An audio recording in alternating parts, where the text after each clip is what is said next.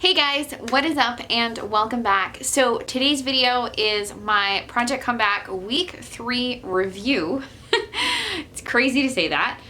We're going into week 4. Today is Monday. The lighting is terrible in here. So today is Monday, February 19th. Like I said, we are going into week 4. I just can't stop staring at this camera screen right now. I'm so sorry that the lighting is bad. And I'm actually realizing that I've worn this shirt quite a few times in my past videos. This is one of my favorite comfy shirts. I wear it all the time. But I'm sitting in a really sunny spot in my house and the light is just reflecting off my shirt. And it's just not great lighting. So just bear with me for today's video. So I don't have a ton of time to talk to you today. I have about 15 minutes and I have some other things that I want to share with you. So I have about 15 minutes to update you. And then, like I said, I actually have a couple recipes that I want to share with you at the end of this video. So, yeah, let's just jump into it. So I actually have a list, notes of things I want to talk about. So let's start with the top thing that's always my big goal, which is my blood sugar. And honestly, it's not great. So again, the whole point of me starting Project Comeback was to hold myself accountable and stop the excuses and just show up and stuff. So I have taken my blood sugar on and off throughout the week. I explained in my last video that I'm actually running low on test strips and my doctor's office is a little bit of a nightmare right now. It's very hard to get a call back and it's not great. And it's very hard to find a new doctor in my area right now. So yeah, it's just kind of a mess. So I haven't taken it every day, but it hasn't really been great. It's usually around 100. That's my fasting blood sugar, sometimes a little bit over. I did take it right before this video, and right before I started filming, which was about 2 hours after lunch, and I was at 110, which I was pretty happy with. Well, not happy with, but it's technically within the normal ranges. But I know my fasting blood sugar is not what it's supposed to be. And honestly, again, holding myself accountable, this week wasn't great with my diet. I didn't have any childcare. I was super stressed out. So yeah, I ate a lot of carbs this week. I have to be honest. I will say for the most part, they were unprocessed carbohydrates. So I make my own bread. I make Dutch oven bread that I love so much. But I ate a lot of bread this week. On Valentine's Day, we saw family. I ate a bunch of sweets and I had, I think, 2 donuts.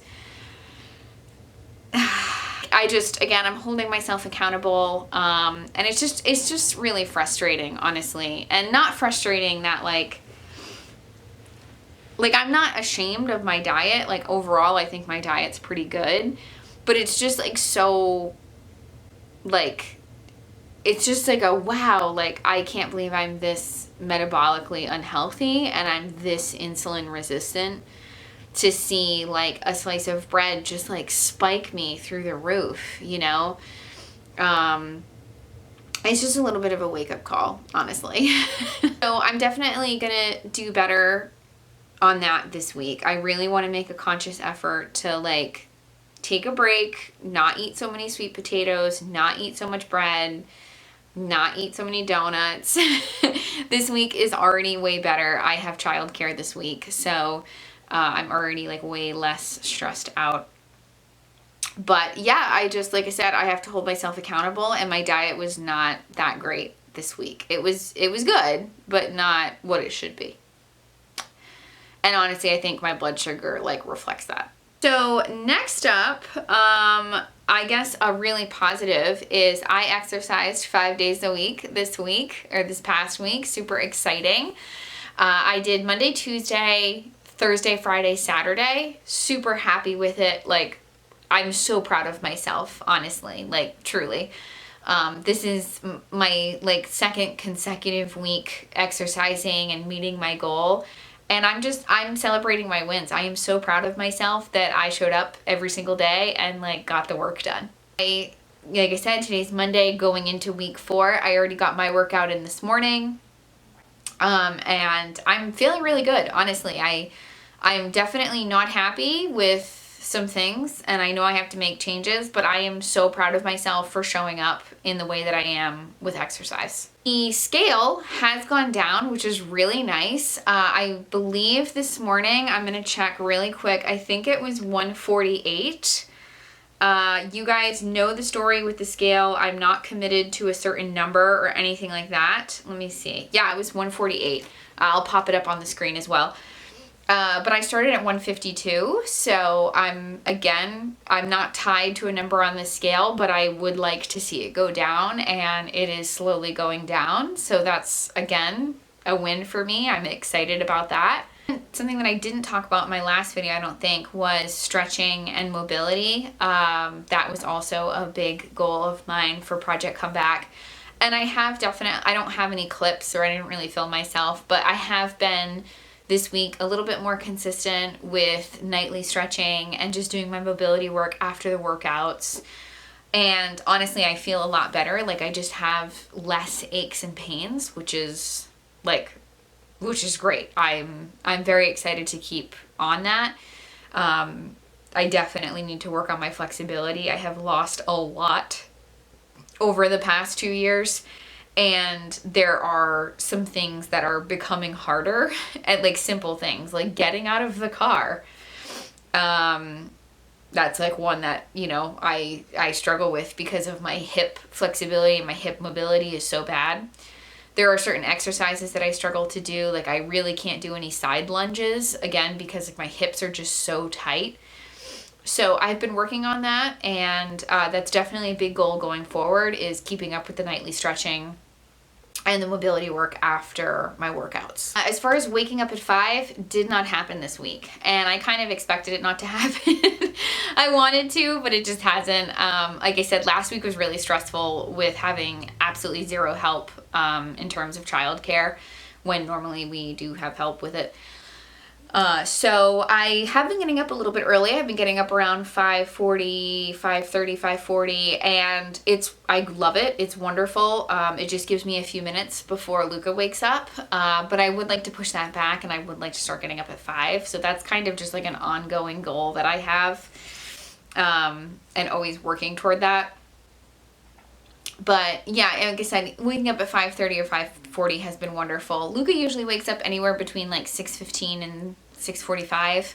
So just to have like a half an hour to myself to do some journaling or drink some coffee is really nice. Speaking of coffee, big changes are coming there. And I'm going to be honest, I think my coffee consumption is affecting my blood sugar, which that needs to, like, that's such a simple fix that needs to get handled. So it's very individualized. Caffeine doesn't affect everybody the same way. Some people are more sensitive to it than not. But caffeine essentially releases cortisol, or makes your body release cortisol. Or kind of like excess caffeine. Like, some people are really sensitive to caffeine and some people aren't. So some people can drink a ton of coffee and a ton of caffeine and it not really affect them. Some people are, like I said, are super sensitive to it. So I definitely let my coffee consumption get out of control before Project Comeback. The past 2 weeks, I've really been sticking at like 3 cups a day, and I think it needs to lower even more. So coffee or caffeine, like I said, makes your body, if you're sensitive to it, produce cortisol, and then excess cortisol can actually drive up insulin and drive up blood sugar. So your diet can be great, but if you're drinking a lot of coffee, you can still have glucose spikes. So I officially am switching to decaf. I already talked to Chris about it because he loves coffee as well. We are going to have a caffeinated cup of Joe in the morning. We both really want that. Like, I'm a sucker for that. I want my caffeine in the morning. But I'm really hoping I can just stick to like the 1 caffeine cup in the morning, and then the rest of the day is going to be decaf. I have to be totally honest with you guys. I am really struggling to give up coffee. It's like a full-blown addiction right now. And I think a lot of it is the mechanics of it too, is that like I want something warm to drink, warm and comforting. Obviously I really enjoy the taste of coffee. It's really easy for me to just like throw a cup in the microwave and go. It's like the mechanics of it. It's kind of like when you try to quit smoking, like you can deal with the nicotine addiction, but just the mechanics and how smoking's so integrated into like your everyday activities, like that's hard, and or like that can be harder, and that's where I feel like I'm with coffee right now. So I am going on the lines of replace before removing. So I am switching to decaf. I have found a couple good brands that I like. I want to find a decaf coffee that uses the Swiss water method to decaffeinate coffee. I don't want to use a coffee that is decaffeinated using chemicals. So I'm still on the hunt for that, but that's something that I'm definitely going to pursue this week, is like figuring out what coffee I want, ordering it, and switching to decaf after that first cup of coffee. I'm really hopeful that it will help my blood sugar. I just think right now coffee is taking more than it's giving. And I have noticed that, you know, I am having a lot of anxiety around the times that I'm drinking coffee, and I just think that like the amount of caffeine just isn't helping me right now. So I really want to switch to decaf. That's on the list. I am going to handle that this week, like 100% for sure. So the last thing I want to talk to you guys about are my supplements and the vitamins I'm taking. But before I want to get into that, I want to talk about just where I'm at mentally with Project Comeback, because I'm on week 3, or just finished week 3, going into week 4. And I have been doing a ton of journaling, and I'm just like really, I had a conversation with Chris too about, you know, because he's really supportive, and he's like, whatever you need, I'm here. Like, just tell me what you need and I'm here to support you. I'll do whatever it takes to like make this happen for you. And honestly, the biggest one is I just keep reminding myself, and I have to keep saying it out loud and keep writing it down in my journal, and I have to keep saying it to Chris, that this is a long, like I'm in this for the long haul. You know, I grew up in the 90s, and like diet culture was at its peak in the 90s, and just years of that type of messaging, I feel like has finally caught up to me and like done its damage, you know? Like, this isn't a 6-week slim down. This isn't a, you know, lose 30 pounds by Memorial Day. This isn't a 12-week summer slim down that, you know, we always see in like Women's Best magazine or Shape magazine, or, you know, any of those magazines where you see these really clickbaity, or not even clickbaity, but like on the magazine covers, you know, like I lost 30 pounds in 12 weeks. Like that's, you know, but just years of that messaging and being like bombarded with that messaging that like get really strict for 12 weeks. And then summer's here and you get to blow it out of the water and, you know, gain all your weight back, and then you go into the holiday season and oh man, you've gained 10 more pounds, and now it's January and it's time to get back in those bikinis. Like that's just diet culture 101, and I hate it so much. But you know, it has bothered me, I'm not gonna lie, to see kind of my blood sugar not go down as much as I want it to. It's bothered me, you know, to not see the scale move as aggressively as I want it to. And even though like I know how this sounds, right? Like I just admitted that my diet wasn't great, but like I worked out 5 days a week. Like I've been working so hard. What do you mean? And it's just that kind of stuff. And again, I know that doesn't always make sense, but I'm not a robot. I'm a human with emotions. You know, I don't always have to think with logic and reasoning. So that's like the big thing for me this week, or this past week, has just been keep saying that like this is not an 8-week thing. This is not a 12-week thing. This is like I am making life changes here. Like I plan to work out for the rest of my life. This is not I get to you know, get really strict and work out for 12 weeks, and then summer gets here and I get to do whatever I want and blow it out of the water, you know? And that's what I told Chris too. I said, you know what, I don't need your support. Well, I mean, obviously I always need his support, but I was like, I don't need anything from you right now. And I was like, but I'm going to tell you that when week 8 comes, when week 12 comes, and the scale hasn't moved that much, or, you know, I'm not seeing the changes that I want to see. I'm just using the scale as an example, but like, y'all know how I feel about the scale. Or I'm not seeing the body composition changes that I want, or my blood sugar hasn't, you know, is up that week, or whatever, right? Like, just saying that. And I was like, that's when I need you to support me, and I need you to be like, listen, don't give up. Like, you need to just keep pushing. You need to just keep at this. This is a lifestyle change. This is not, again, a 12-week, like, summer slim down. That's a big thing. I just keep pushing. I just keep telling myself that. And like I said, writing it down in my journal. And honestly, I was like on some forums, you know, on the internet, watching some videos and stuff.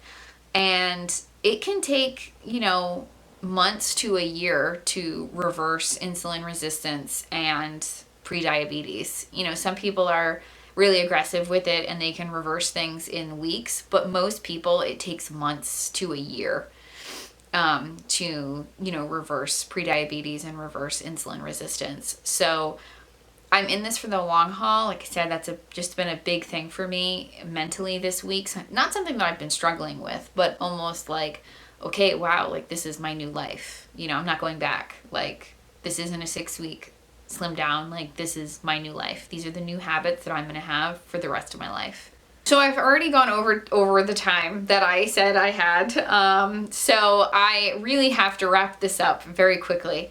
I want to talk about the supplements that I'm taking. I will have them up on the screen because I'm being lazy. They are upstairs in my kitchen and I do not feel like going upstairs and getting them.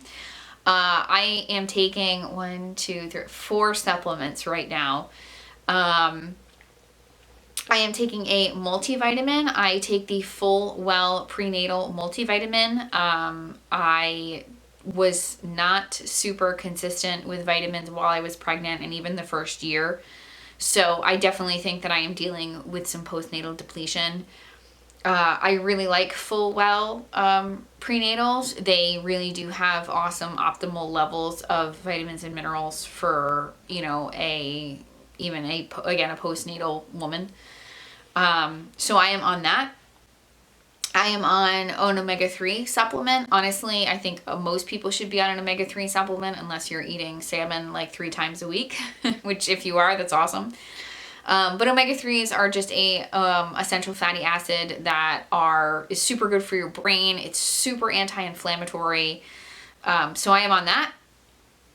And the last 2 are actually antioxidants. So I am on a CoQ10 supplement. Honestly, these last 2, CoQ10, and I'm on astaxanthin.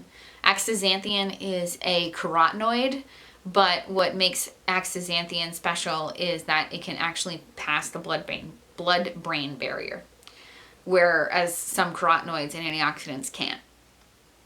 So I was just kind of online researching about brain health and how to reduce inflammation in the body because I just feel like I was really inflamed. I was dealing with a lot of chronic body pain. This is actually a couple months ago. And CoQ10 is an antioxidant in the body. It's present in every cell of our body.